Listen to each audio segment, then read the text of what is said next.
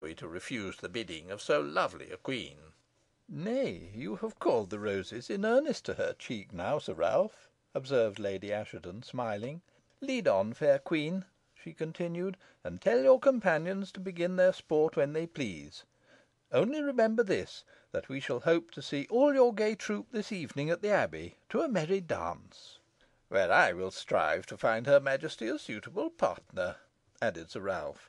"Stay, she shall make her choice now, as a royal personage should. For you know, Nell, a queen ever chooseth her partner, whether it be for the throne or for the brawl. How say you, fair one? Shall it be either of our young cousins, Joe or Will Robinson of Raydale, or our cousin who still thinketh himself young, Squire Nicholas of Downham?" "Ay, let it be me, I implore you, fair queen," interposed Nicholas. "He is engaged already," observed Richard Assheton, coming forward.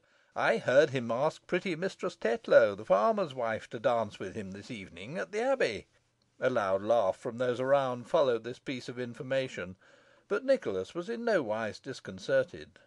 "Dick would have her choose him, and that's why he interferes with me," he observed. "How say you, fair queen? Shall it be our hopeful cousin? I will answer for him that he danceth the coranto and la volta indifferently well." On hearing Richard Assheton's voice, all the colour had forsaken Alizon's cheeks, but at this direct appeal to her by Nicholas, it returned with additional force, and the change did not escape the quick eye of Lady Assheton. "You perplex her, cousin Nicholas," she said. "Not a whit, Eleanor," answered the squire; "but if she like not Dick Assheton, there is another Dick, Dick Sherborne of Sladeburne, or our cousin Jack Braddyll; or if she prefer an older and discreeter man, there is Father Greenacres of Worston, or Master Roger Nowell of Read. Plenty of choice." "Nay, if I must choose a partner, it shall be a young one," said Alizon. "Right, fair queen, right," cried Nicholas, laughing. "Ever choose a young man if you can. Who shall it be?" "You have named him yourself, sir," replied Alizon, in a voice which she endeavoured to keep firm, but which, in spite of all her efforts, sounded tremulously. "Master Richard Assheton." "Next to choosing me, you could not have chosen better," observed Nicholas, approvingly. "Dick, lad, I congratulate thee." "I congratulate myself," replied the young man. "Fair queen," he added, advancing, "highly flattered as I am by your choice, and shall so demean myself, I trust, as to prove myself worthy of it. Before I go, I would beg a boon from you. That flower." "This pink?" cried Alizon. "It is yours, fair sir." Young Assheton took the flower, and took the hand that offered it at the same time, and pressed the latter to his lips; while Lady Assheton, who had been made a little uneasy by Alizon's apparent emotion, and who, with true feminine tact, immediately detected its cause, called out "Now, forward, forward to the May pole. We have interrupted the revel too long."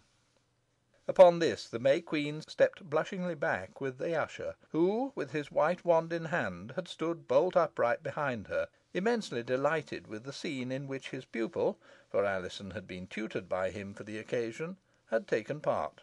Sir Ralph then clapped his hands loudly, and at this signal the tabor and pipe struck up. The fool and the hobby horse, who, though idle all the time, had indulged in a little quiet fun with the rustics, recommenced their gambols, the morris dancers their lively dance, and the whole train moved towards the May pole, followed by the rush cart, with all its bells jingling and all its garlands waving. As to Alizon, her brain was in a whirl, and her bosom heaved so quickly that she thought she would faint. To think that the choice of a partner in the dance at the Abbey had been offered her, and that she should venture to choose Master Richard Assheton! She could scarcely credit her own temerity. And then to think that she should give him a flower, and, more than all, that he should kiss her hand in return for it. She felt the tingling pressure of his lips upon her finger still, and her little heart palpitated strangely. As she approached the May pole, and the troop again halted for a few minutes, she saw her brother James holding little Jennet by the hand, standing in the front line to look at her. "Oh, how glad I am to see you here, Jennet!" she cried. "And I'm right glad to see you, Alizon," replied the little girl. "Jem has told me what a grand partner you're to ha this e'en." And she added, with playful malice, Who was wrong when she said the Queen would choose Master Richard?" "Hush, Jennet, not a word more," interrupted Alizon, blushing. "Oh, I dunna mean to vex you, I'm sure," replied Jennet. "I've got a present for ye."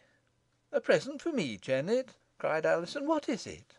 "A beautiful white dove," replied the little girl. "A white dove! Where did you get it? Let me see it," cried Alizon, in a breath. "Here it is," replied Jennet, opening her kirtle. "A beautiful bird, indeed," cried Alizon. "Take care of it for me till I come home." "Which winna be till late, ey fancy," rejoined Jennet, roguishly. "Ah!" she added, uttering a cry.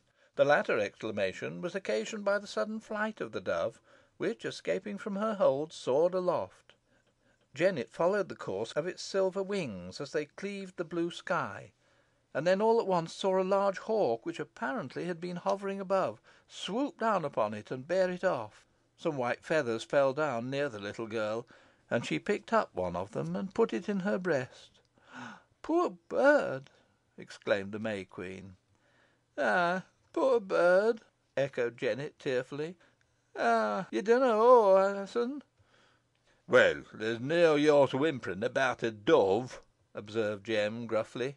"I'll bring ye another first time I go to Cown." "There's ne'er another bird like that," sobbed the little girl. "Shoot that cruel hawk for me, Jem, win ye?" "Ey conna, wench, when it's flown away," he replied. "Boh ey'n rob a hawk's neest for ye, if that'll do as well." "Ye dunna understand me, Jem," replied the child, sadly. At this moment the music, which had ceased while some arrangements were made, commenced a very lively tune, known as "Round about the May pole," and Robin Hood, taking the May Queen's hand, led her towards the pole, and placing her near it, the whole of her attendants took hands, and while a second circle was formed by the morris dancers, and both began to wheel rapidly round her, the music momently increasing in spirit and quickness. An irresistible desire to join in the measure seized some of the lads and lasses around, and they likewise took hands, and presently a third and still wider circle was formed, wheeling gaily around the other two. Other dances were formed here and there, and presently the whole green was in movement. "If you come off Hart Hole to night, Dick, I shall be surprised," observed Nicholas, who, with his young relative, had approached as near the Maypole as the 3 rounds of dancers would allow them. Richard Assheton made no reply, but glanced at the pink which he had placed in his doublet. "Who is the May Queen?" inquired Sir Thomas Metcalfe, who had likewise drawn near, of a tall man holding a little girl by the hand. "Alizon, daughter of Elizabeth Device, and my sister," replied James Device, gruffly. "Humph!" muttered Sir Thomas. "She is a well looking lass, and she dwells here, in Whalley, fellow," he added. "Who dwells in Whalley?" responded Jem, sullenly.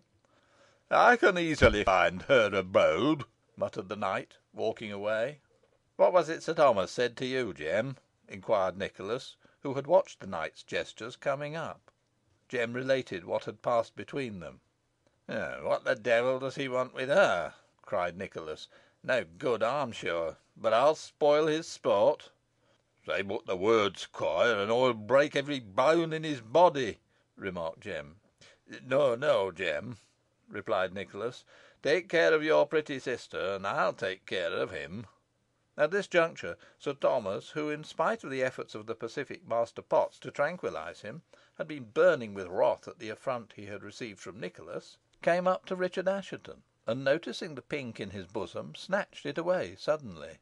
"I want a flower," he said, smelling at it. "Instantly restore it, Sir Thomas," cried Richard Assheton, pale with rage, "or—" "What will you do, young sir?"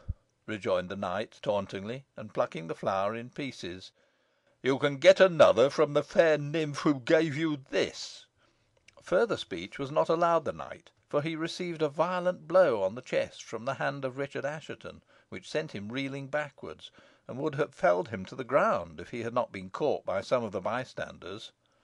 The moment he recovered, Sir Thomas drew his sword, and furiously assaulted young Assheton, who stood ready for him, and after the exchange of a few passes, for none of the bystanders dared to interfere, sent his sword whirling over their heads through the air. "Bravo!